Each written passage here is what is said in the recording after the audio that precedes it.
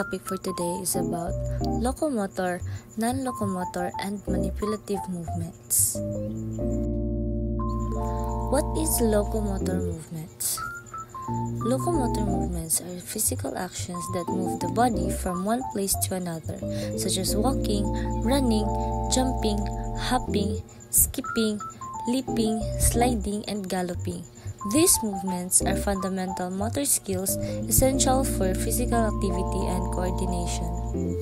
The importance of locomotor movements: physical development, enhanced strength, balance, and endurance. Coordination, improve body awareness and control. Fitness, promote cardiovascular health and overall fitness. Social interaction, encourage participation in group activities like sports. Skill foundation, form the basis for advanced motor skills in sports and daily activities. Examples: running, sliding, leaping, jumping, and walking. Non-locomotor movements. Non-locomotor movements are physical actions performed without moving from one place to another. These include bending, stretching, twisting, turning, pushing, pulling, swinging, swaying, and balancing. The importance of non-locomotor movements: flexibility, improve joint and muscle flexibility. Balance and stability, enhance posture and body control. Strength, build core and muscle strength through controlled movements. Coordination, develop the ability to isolate and control specific body parts. Relaxation, promote mindfulness and stress relief through gentle movements. Skill development, provide a foundation for dance, gymnastics, and other activities requiring precise control. Examples: stretching,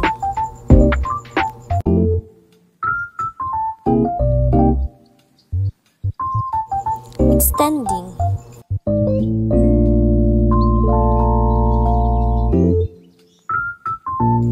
twisting, jumping jack,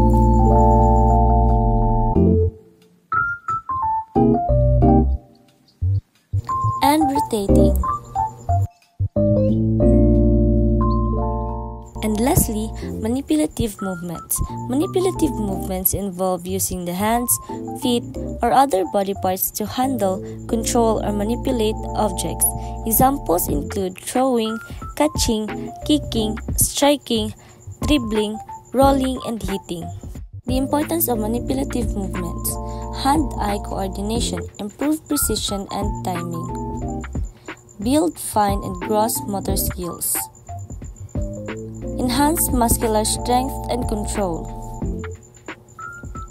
Object interaction, teach how to handle and control objects in sports and daily activities. Social interaction, encourage teamwork and cooperation in games and sports. Examples: throwing, catching, dribbling, volleying, and kicking.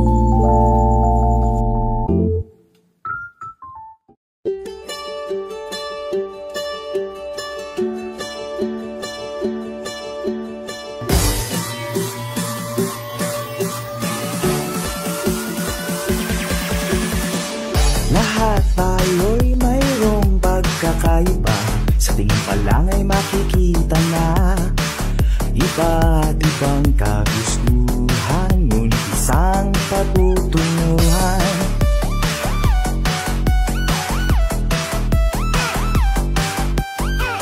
Gabay at pagmamahal ang hanap mo, magbibigay ng halaga sa'yo. Nais mong ipakilala kung sino ka mang talaga. Pinoy, ikaw ay Pinoy. Ipakita sa mundo kung ano ang kaya mo. Ibang-ibang Pinoy, huwag kang matatakot. ipagmalaki mo. Pinoy ako, Pinoy tayo. Pakita mo ang tunay at puso, meron mang masama at maganda. Wala namang perfecto, basta magpakatotoo. Whoa.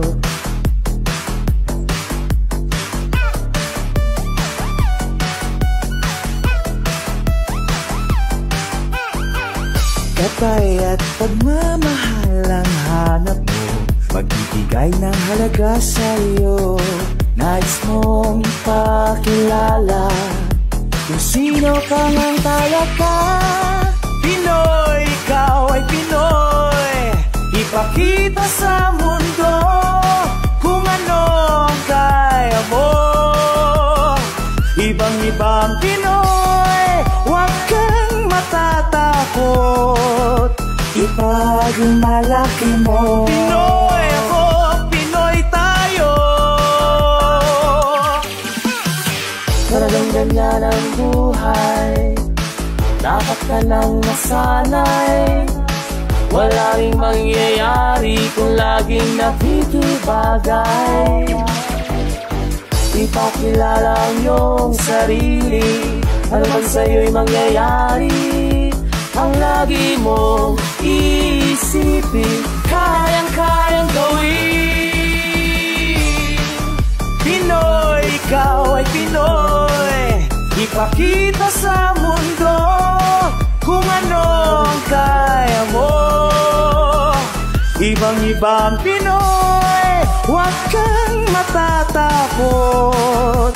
Ipagmalaki mo. Pinoy ako, Pinoy tayo.